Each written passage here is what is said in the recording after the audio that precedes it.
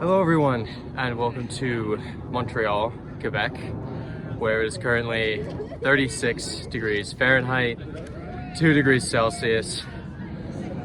I'm sorry if you can't hear me too well, there's a lot of noise up here, but as you can maybe tell behind me, day has just broken here in Montreal on a day where I'm going to be undertaking an interesting journey.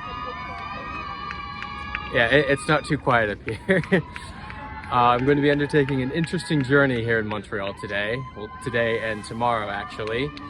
I'm going to be walking from here in the center. Well, this isn't the center of the city, clearly. The center of the city's right there, but you get what I mean. Walking from here, the center of Montreal, to the border with the United States of America. It will be a 2-day journey. I believe it's 59, maybe 60 miles. I'll put what that is in kilometers right here, up there. Try not to block the city while I'm doing it. With that, many of my videos, when I come up with these plans, they're usually kind of random or like, haha, that would be funny. This one's actually a little different. There's actually a bit of a purpose or maybe a backstory to this one. So I'll let the voiceover provide some background. See, this wasn't my first trip to Montreal. My first trip to Montreal happened several years ago. It was spring 2020. I was a junior in college in Washington, D.C. I had straight A's, great job. Life was fantastic. So fantastic that I decided to take a bit of an extravagant spring break trip. A trip to Barcelona, Spain. And you might be thinking, Ewan, that's not Montreal, and you would be correct. I went out to Barcelona, had a good time, and even saw what I'm pretty sure was Lionel Messi's last game in a Barcelona jersey in front of a crowd. Then, only a few days after attending a soccer game in the largest stadium in Europe, something interesting happened. My fellow Americans, tonight I want to speak with you about our nation's unprecedented response to the coronavirus outbreak. To keep new cases from entering our shores, we will be suspending all travel from Europe to the United States for the next 30 days. The new rules will go into effect Friday at midnight. Time was ticking, but I had no idea. I was woken up to the sound of an American girl in my hostel room, making a lot of noise, sounding concerned. Not in danger, but concerned. I think nothing of it. Roll over, check my phone, and see that I have some messages. And it begins to dawn on me that something has happened. I called out to my friend in the bunk below me and said, hey, I think we're going home. The American girl hears my accent, asks me if I've heard what's happening, and fills me in. Every American in our hostel spent the next half hour in the common space trying to figure out how to get home. Both myself and the friend that I just mentioned had flights back home to the States scheduled for after the travel ban would go into effect. My friend's flight, though, was through London, which was not yet part of the travel ban, so he quickly packed his things and made his way up to England early, just in case. I, however, was flying from Spain through Portugal back to Washington, D.C., which meant I needed a new route and couldn't hop on his London flight because I correctly, in fact, assumed it wouldn't leave.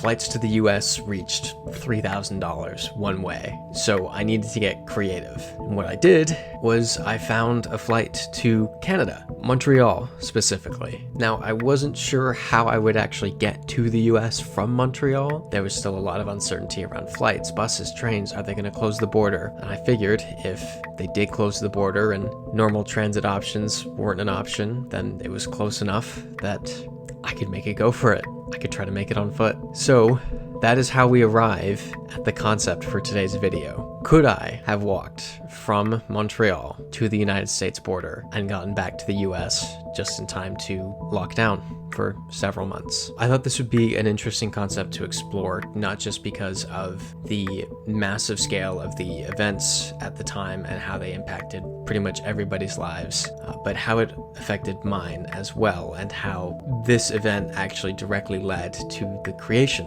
of this YouTube channel. See, I managed to get home. I went back to my hometown in Florida and bought a bicycle and started riding it around at night. I did about 18 miles a night in a parking lot every night without fail. starting at midnight. It was about midnight to 2 a.m. And a few weeks into that, I thought, you know, it would be really interesting if I went back to Scotland, my dad's home country, and rode this bicycle to all the soccer stadiums. And that was the birth of this YouTube channel. Direct result of the events that I just told you about. So with that, let's get into the route. Starting from the overlook on Mount Royal, I'd descend into central Montreal before crossing the St. Lawrence River. From there, I'd head southeast through the suburbs to the town of Chambly and continue south along the Richelieu River, reaching Saint-Jean-sur-Richelieu, where I'd spend the first night after walking 31 miles or 50 kilometers. The next day, I'd continue south through rural Quebec, passing few towns or points of interest, before finally arriving at the Canada-US border at Roux's Point after another 28 miles or 45 kilometers, making the total journey 59 miles or 95 kilometers. With that, we begin the journey.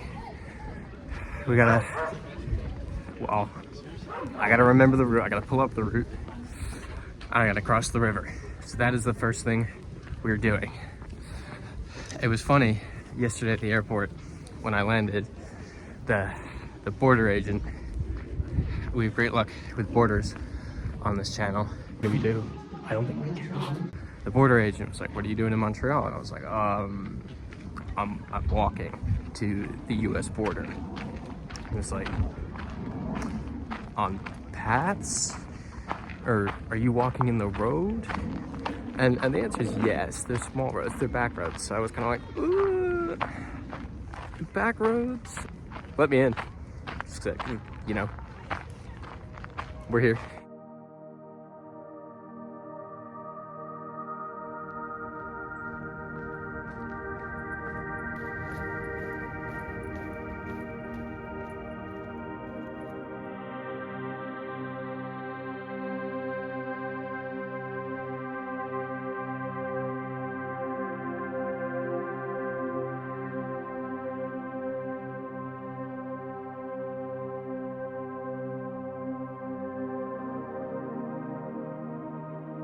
Potential, not even potential, this is bad.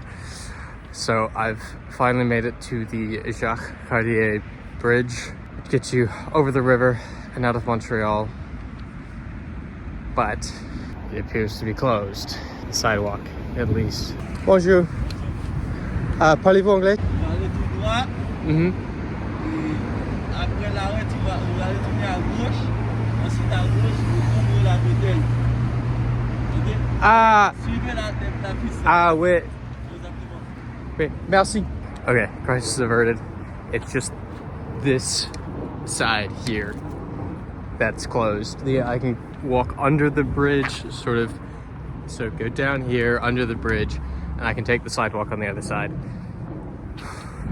I was concerned for a second there that this whole thing would be over a couple hours in. Because it's, I mean, I was looking at the other bridges and they don't seem like too good of an option.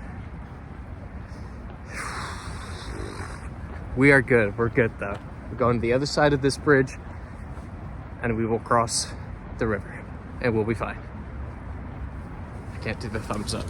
Thumbs up. Gotta put down the tripod.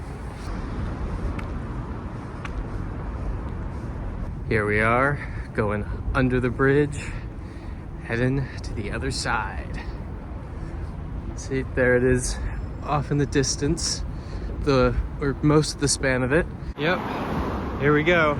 We got our entrance to the bridge. Just not the side with the cool views.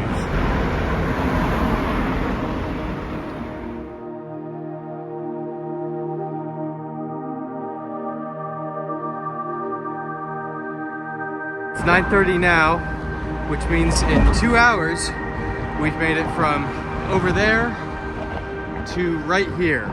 Not amazing progress. I was hoping this would maybe be 45 minutes to an hour to the bridge, but c'est la vie.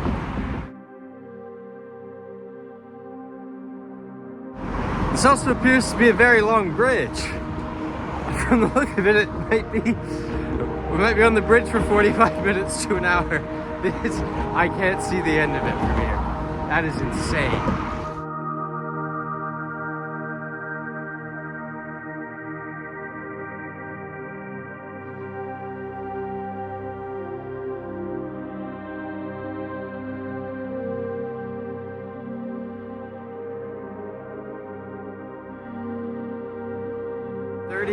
Minutes later, arrived at the end of the bridge.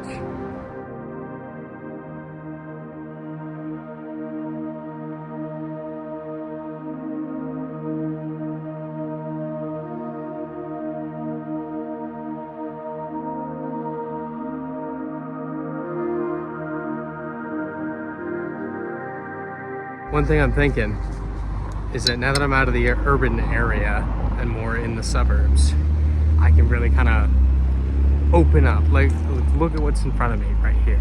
There's no lights, there's no stop signs.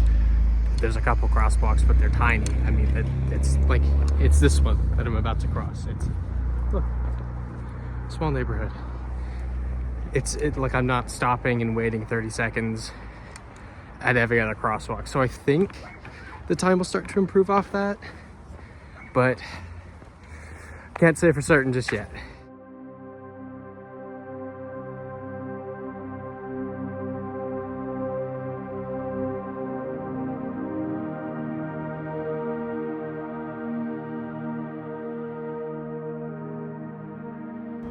All right. Well, we've seen this shot before. All right. Let's see how these blister care bandages work. What time is it right now? It's before noon, but after 11:30.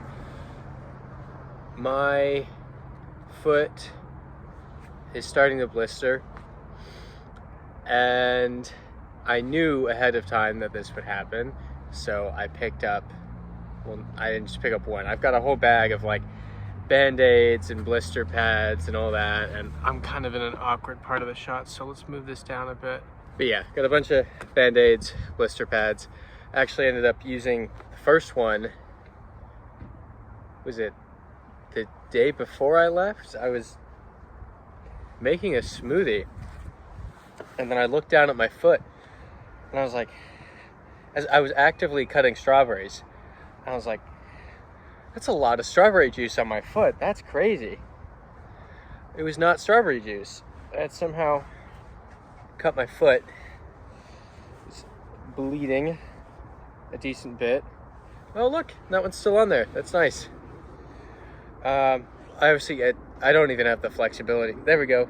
You got the foot this time. You didn't see the foot last time. But you didn't see the Band-Aid. Yeah, so that was like hit to the foot number one before this even started. So, not the greatest note to begin on, but I'm excited to prevent the really bad blisters I got in the Boston to Providence video, because those hurt. Those hurt bad. I feel like it was a mix of I couldn't find a place on the day with blister pads, or maybe I didn't know what to do, but wait a minute. I might have messed this up. How have I done that? All right, take two. I had to toss that one. Trying again with a different one.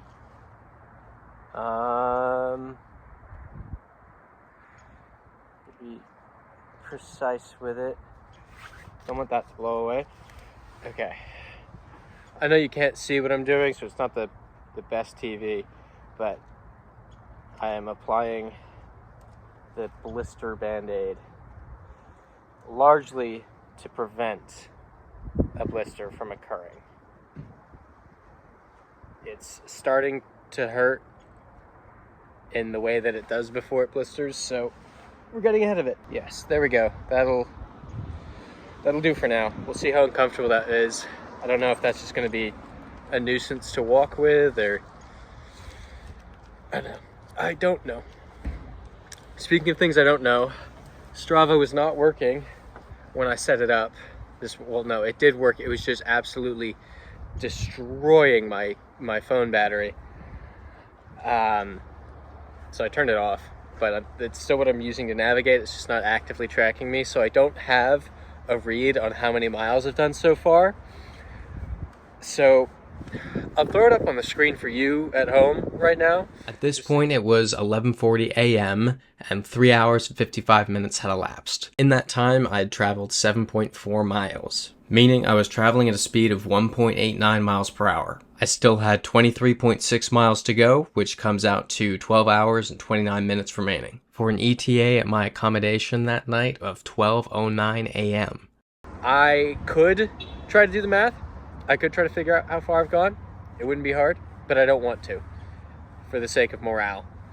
Because I feel like if I found out how much progress I've made, it would not make me all too happy. So that's where we are. You now know more than I do. So I'm gonna get my shoe back on.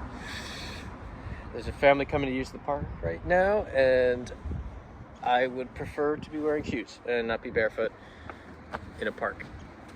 So, guess we'll head out. Keep going.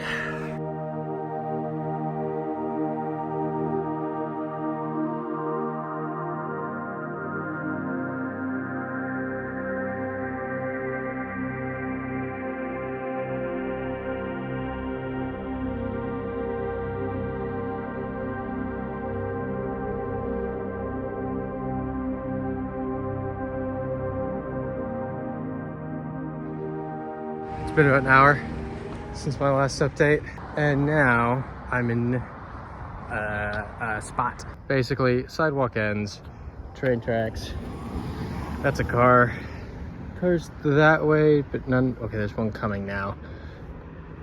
Depending on where that car goes, I'll run over the train tracks. So kind of keep going that way. So, but obviously the sidewalk's gone here.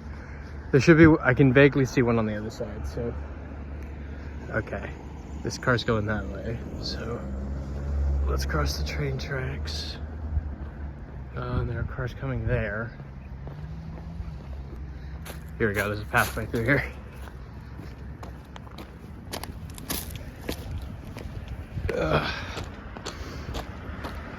We are good. Over the train tracks and back to the monotonous walking in the same direction. Well, it's this direction for a bit.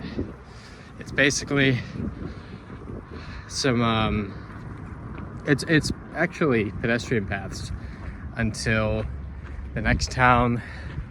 And I've looked at it so many times, but I don't remember the name of it off the top of my head. But yeah, it's right there. That it's mostly pedestrian paths all the way there, and then from there, you know, it's like paths in the town, and then there's a pedestrian path along a canal down to the town that I need to get to today, where my accommodation for the night is booked. This one, I know what the name looks like, but I haven't learned how to pronounce it properly yet. So right there, that town. Yeah, just keep on keeping on. 20 miles of pedestrian paths to go.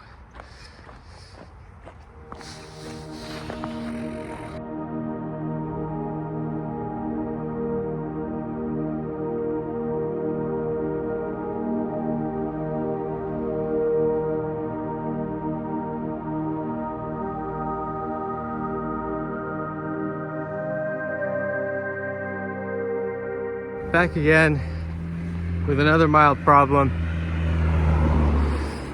It seems I lied about the whole there's pedestrian paths the entire. Oh wait, whoa! I did not lie.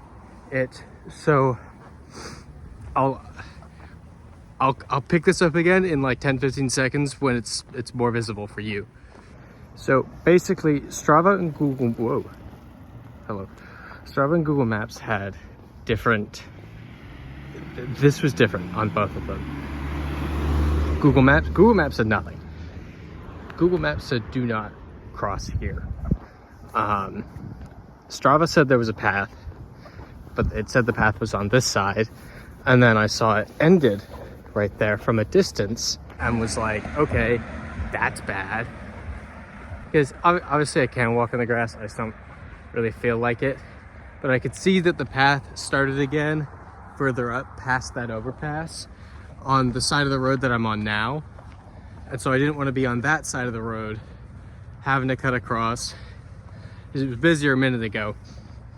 It looked vaguely treacherous for a second, and now it's totally fine. The path is here, I'm on it.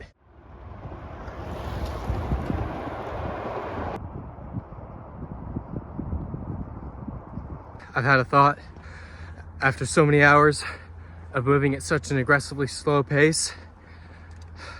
I'm gonna try to run for a bit. So I've grabbed I had hooked the tripod onto my bag for a bit there, but holding it now, I've got the bag on. That might be annoying. I've got the jacket kind of around my waist, holding the tripod. And actually I should hold that part down so it's not loud and annoying. I'm just gonna try to run. So let's start right now. Let's go. Okay, bag needs to be tighter. Immediate thought, but I can maintain this for a bit.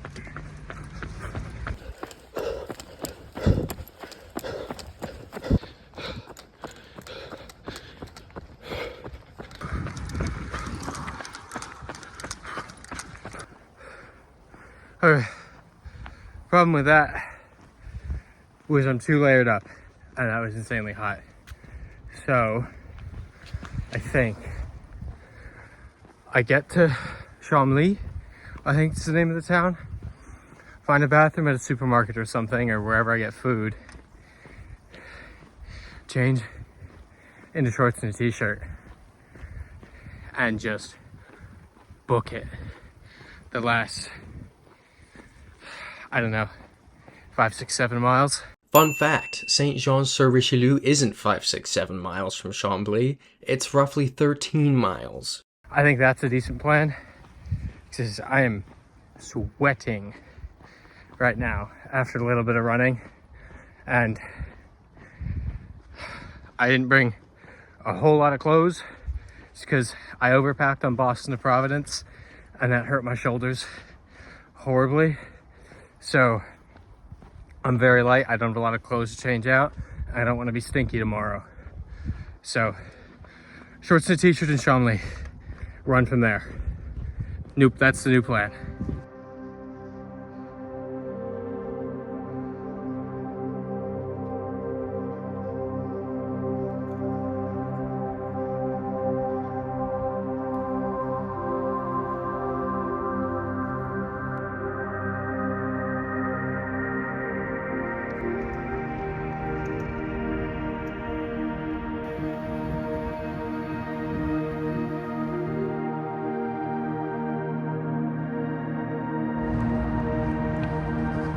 Finally, in Chambly. It is coming up on 4 p.m. Sunset is in an hour and 38 minutes.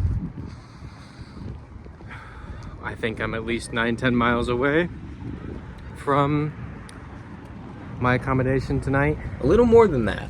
It was now 3:50 p.m. and I'd been walking for 8 hours and 5 minutes. I'd traveled 18 miles, meaning I was going at a speed of 2.25 miles per hour. That, at a remaining 13 miles, means I had about 5 hours and 47 minutes remaining for a new, much better ETA of 9:37 p.m. Not terrible, not great, not ideal, but I'm here. I would have stopped to eat. I would have sat down in the subway and eaten my sandwich, but we don't have the time for that. If it was already dark outside, I wouldn't care. I'd just sit down and eat. But I want to make as much progress as possible while the sun is still out. Minimize dark time while walking. My brain's really working overtime to make sentences right now, but that's the deal. Eating, on the move, interesting thing. Something you don't see that often that I've just noticed over here on this building is you can see, sorry I still have the sandwich, but you can see the provincial flag is higher than the national flag, which I feel like you never really see other places. And I'm trying to figure out what the building is. My French is not good enough to figure out what the building is, but I feel like in most other places it's always, national flag always has to be higher than the provincial flag, but it feels very Quebecois for the Quebec flag to be higher.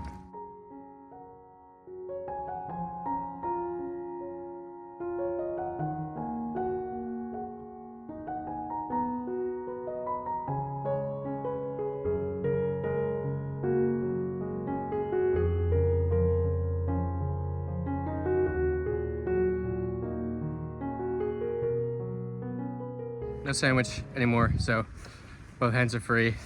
I was thinking about the running idea, and basically what crossed my mind is right now, so I'm 20 something miles deep and I feel for the most part fine.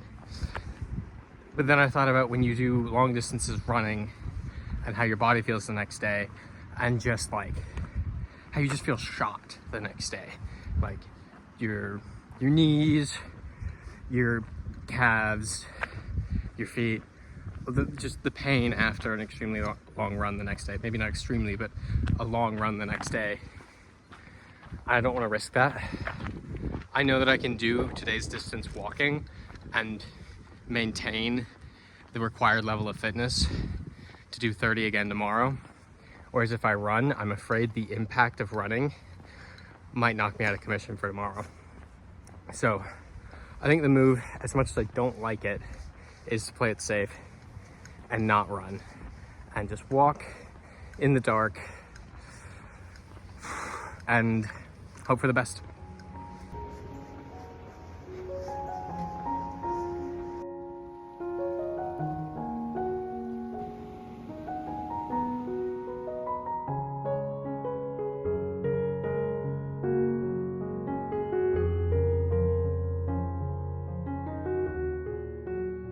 I am actually starting to get concerned that the nighttime situation is worse than I imagined. Because if you look, this is the road it has me on for now. So the sidewalk just ended on both sides. So crossing over to the left side so that I'm facing oncoming traffic. And this is fine in the daytime. This is completely, I'm completely comfortable with this when the sun is out. But if this remains the situation come sundown, then this gets significantly more dangerous. I'm not exactly wearing bright colors. It was in the back of my mind to pick up a high-vis vest back in Chambly. Didn't think to do it, or I forgot.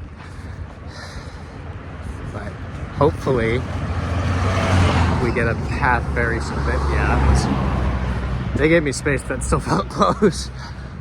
Yeah, hopefully we get on the pedestrian path is definitely preferred to this. Just did some research. By research, I mean I looked at Google Maps rather than just blindly trusting Strava. And Strava's the one taking me on this road. Turns out the pedestrian pathway has already started and it just wants to take me on it later. I'm not feeling that, especially since it runs parallel to this road. Like right now, at this point, if you were 100 yards that way, you'd be on the pedestrian path. So I think there's an entrance a bit up ahead. I'm going to shoot for that, because as much as I feel like I've always been told, don't go on unlit pedestrian paths at night, that feels safer than, this at night. That's, if there's people on it, there's people on it. It's better than getting hit by a car. Probably. We'll find out.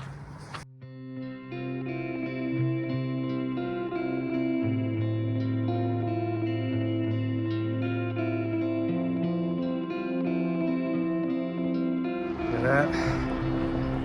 Golden hour. 9 miles out.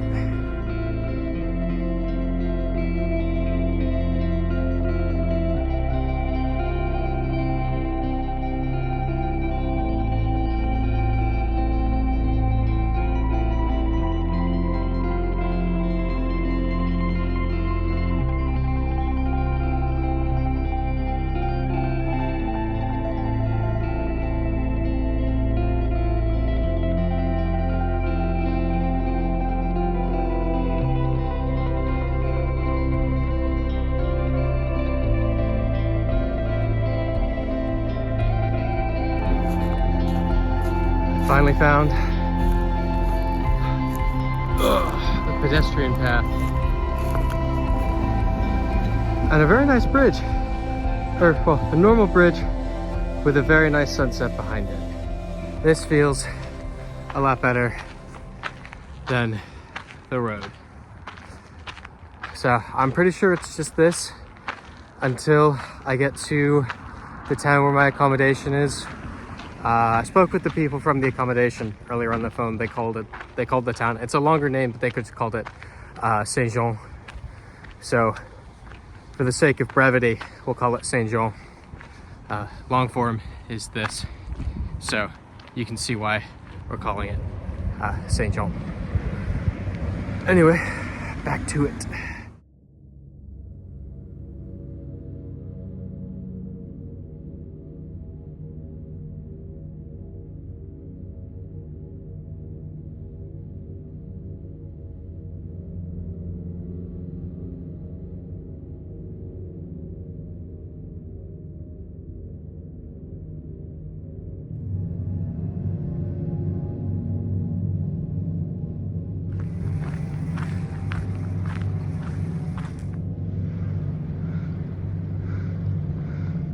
This will likely be the last update you get from me with decent visibility. I'm on the pedestrian trail, and when I do lose visibility here in a few minutes, I'm not gonna turn on my phone flashlight, because if you look, so this is what it looks like ahead of me, and it's a little hard to tell in that shot, but water on one side, water on the other. I'm kind of stuck on this path in between the two bodies of water. And while I don't think there's any actual danger, it would be wise to not draw attention to my presence here. So once the sky goes dark, I'm going dark, or as much as possible. I'll still do updates, but you won't see me too well, or I'll use the flash in those, scenarios. But other than that, I will be walking kind of blindly, hoping my eyes adjust.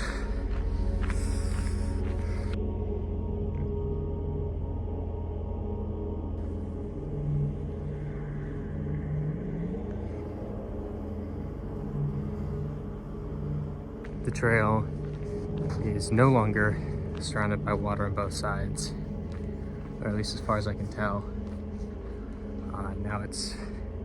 Now it's in the woods. I was playing some Brazilian funk, headphones in, walking through the woods. I took them out for a couple seconds. I realized just how freaky it was being in here. It's just eerily quiet and very dark. It looks lighter on camera than it is out here. It's just dark. This is where I really expect it to be at this point. Also, with it being dark, I keep seeing shapes moving, and it freaks me out for a second. Then I'm like, no, it's my imagination. There's nothing there. But it gets me every couple minutes. It's like, oh, what was that? Nothing. Total figment of my imagination. We've rejoined the canal.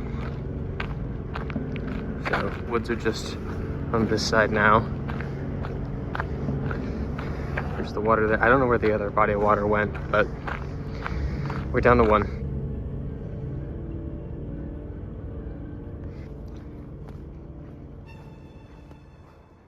Out of the forest canal pedestrian path, or at least the part that was unpopulated. Finally, coming into the outskirts of Saint-Jean. Maybe 2 hours of walking left. I would say that's a safe estimate. Becoming a bit of a pro at these. I feel like when I do these now, the chances are generally greater that I finish than not. And that, I feel like that should not be the case. I was on a good streak for a while there, well, losing. So, experience has done me well. So I know where to find public bathrooms like it's nobody's business. I've talked about this before, I think, you know. Hotels, supermarkets, McDonald's. Depending where you are, you just gotta buy like a drink or something. One thing I thought of is bring a second pair of shoes.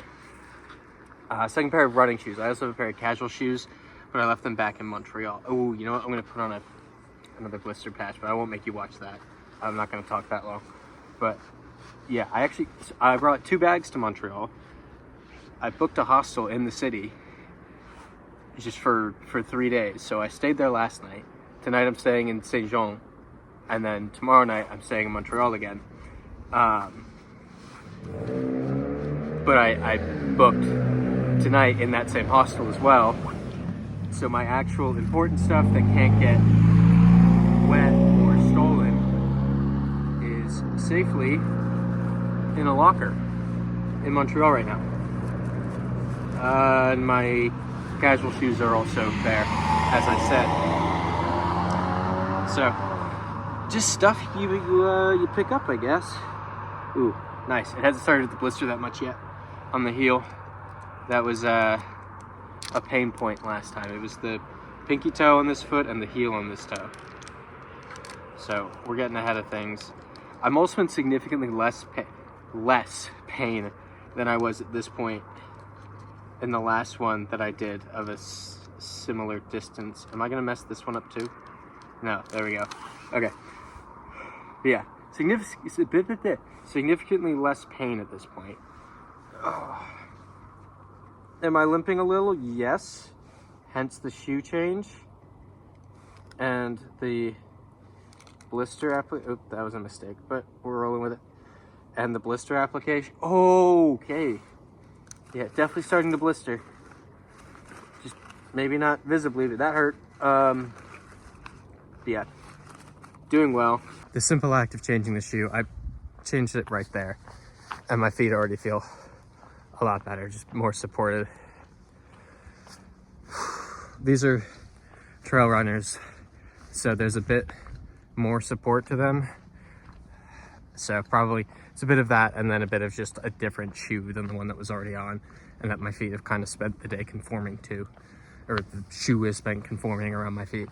So just change of pace for my feet is not a bad thing. And actually, just to follow up, even just the slightest bit further down the road, with the last pair of shoes, I started feeling like I couldn't put weight on my right foot. Now I can put weight on it again. It just, oh, this is night and day. This is so amazing. Highly recommend you can do something like this. I made sure I packed an extra pair of shoes. I made room for them. Amazing decision. I forgot 2 portable chargers at home. 2 of the 3 I meant to bring. But turns out the one that I did bring is actually really good, and it's done 3 full charges on my phone already. So didn't need 3 anyway. It's me again. I know I just went on about the shoes, but the morale boost that this is right now. This is amazing. I'm in heaven. This was the best idea I've had in months. Was second pair of shoes. This image is just so good.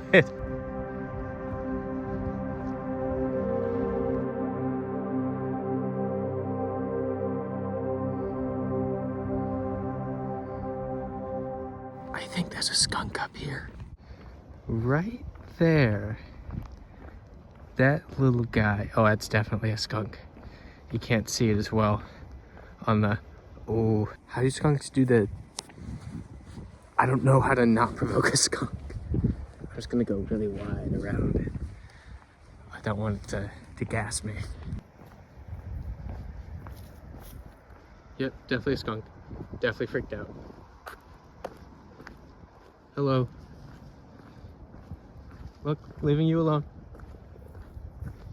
Bye, skunk.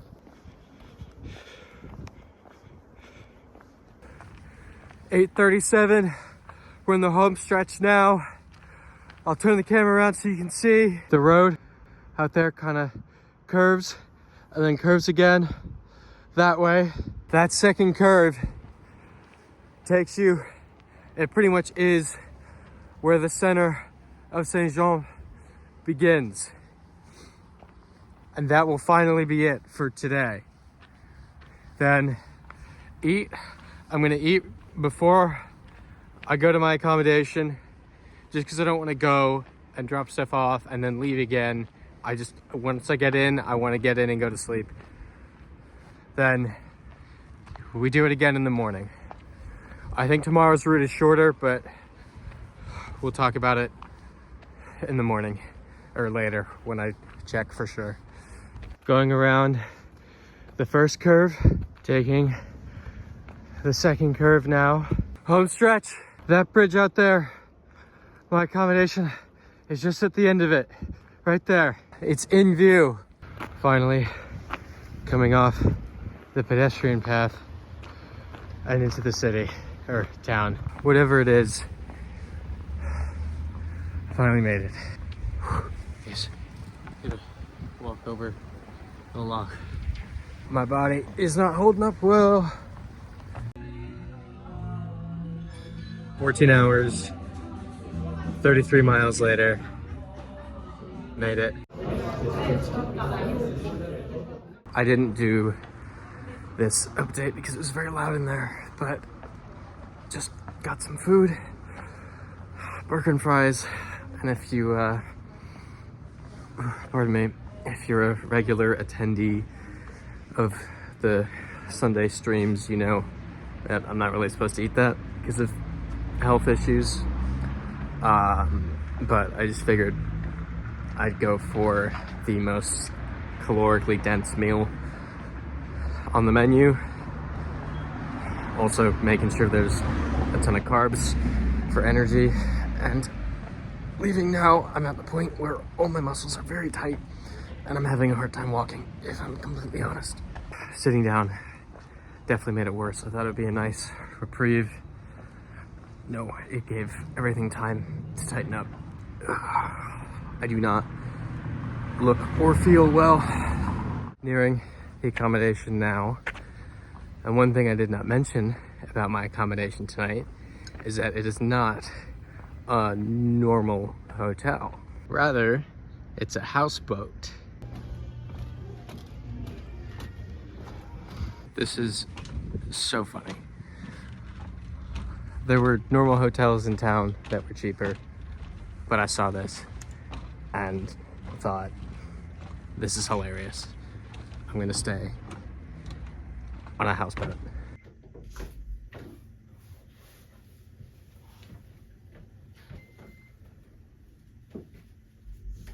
Isn't this just the coolest little thing? A little houseboat.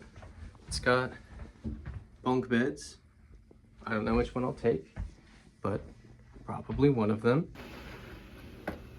Got the patio as well. Oop, that's a fly screen. Glad I noticed that. Where's the thing? There we go. Ooh, good little lounge chairs. There's the harbor. It would be cool to find out what it looks like out there in the daytime, but we will never have that privilege because I think right now the plan is to wake up at 4 a.m. so that I'm not getting to the border in the dark, because tomorrow there's no pedestrian paths. It's just roads. So we need to not be on them after dark. I think morning is okay because it's just calmer, I feel, in the morning. But at night, I don't know. It feels sketchier. So early morning, get out, get moving. Try to finish before the sun goes down tomorrow. So with that, good night, and I'll see you all in the morning. Hello, welcome to 4 a.m. on the houseboat. Yesterday when I went to sleep, I was fully of the conviction that there is nothing stopping me from accomplishing my goal today. And then I woke up to go to the bathroom about an hour or so ago and had a lot of trouble.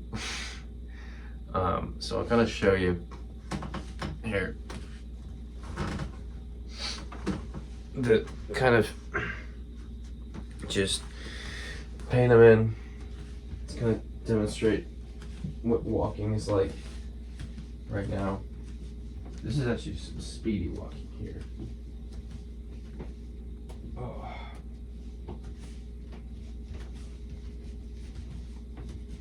This is better than it was. This is better. That's like top speed.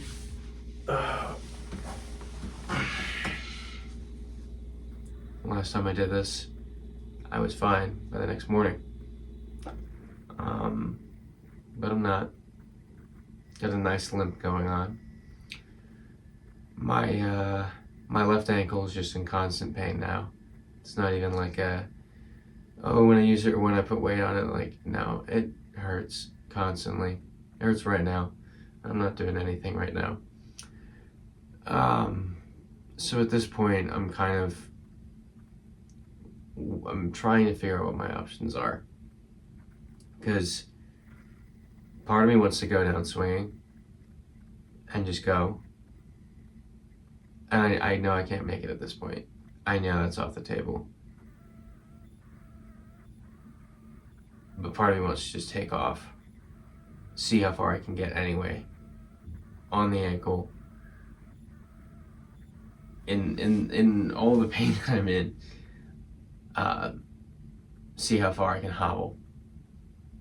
And then once I can't hobble anymore, figure out a way back, or Uber or something. And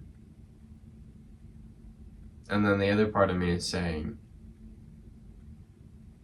why risk further injury when I know it's not possible? So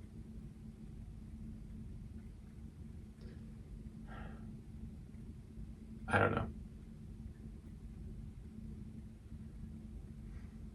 I didn't think it'd be in this situation this time. I really thought I had this one.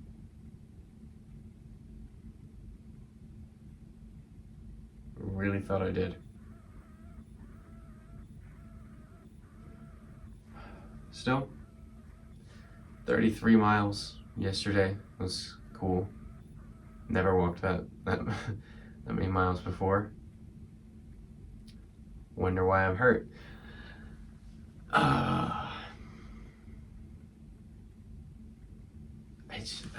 It hurts so bad. I don't know what to do. This is what I'm doing now to try to assess how bad it actually is. This is my top speed. I know this is a horrible angle for viewing, but I can't really, it's too small of a space to find a better angle. So this is, no. I flew too close to the sun on that one. Slow down. This is essentially That's my max ability to walk.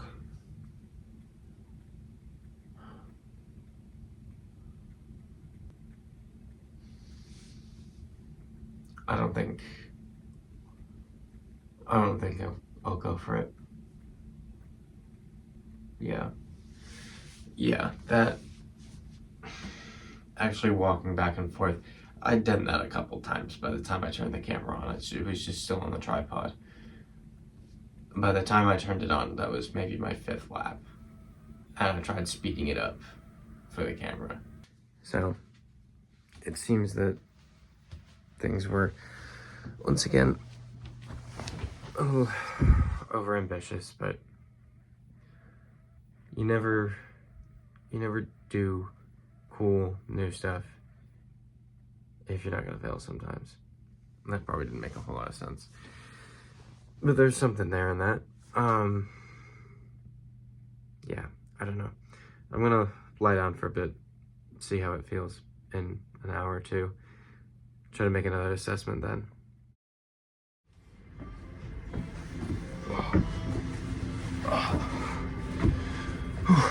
Hello, and welcome back to the houseboat in Saint Jean. It's currently 10:30 in the morning, and once again, 36 degrees Fahrenheit, 2 degrees Celsius. Quite chilly. But I'm clearly not on the back roads heading for the US border right now. I was able to get some rest. I just continued to get some rest, and lo and behold, I'm still injured. So it's a surprise, definitely, especially given that I've done similar distance to this before and, you know, was successful. So injury after day 1 wasn't really on my bingo card for ways this could have gone, but it did. So I now know that it's a good thing that I didn't make a run for the border 4 or 5 years ago, and that I likely would have ended up in a similar situation, because I was definitely less used to doing these kinds of things back then, especially because those events are what led directly to the YouTube channel happening. Which would have been completely out of my depth at the time. Not that I'm not now, but it was a fun return after my involuntary hiatus. So really enjoyed being back in front of the camera on your screen. And I will have new stuff coming out shortly, but I was hoping to get a win on my return video, but c'est la vie. So with that, thank you as always for watching, and I'll see you next time. And I'm still, check this out. I'm wearing an ankle brace, and I've been wearing an ankle brace. So, hiking today. What'd you do in Montreal to mess it up? I walked like 33 miles. It was already iffy. It had like just recovered from an injury. And then I absolutely nuked it by doing that, and it keeps getting close to being better, and then I'll nuke it somehow. Which is a great time to walk up a really intense flight of stairs, do a horseback ride, do a nice long hike. Yeah, I'm aware. I know. Wait, I thought I'd be better when we booked this. I have ibuprofen if it gets to you. Oh, thanks. I've got 2, so we have to, only if it really hurts.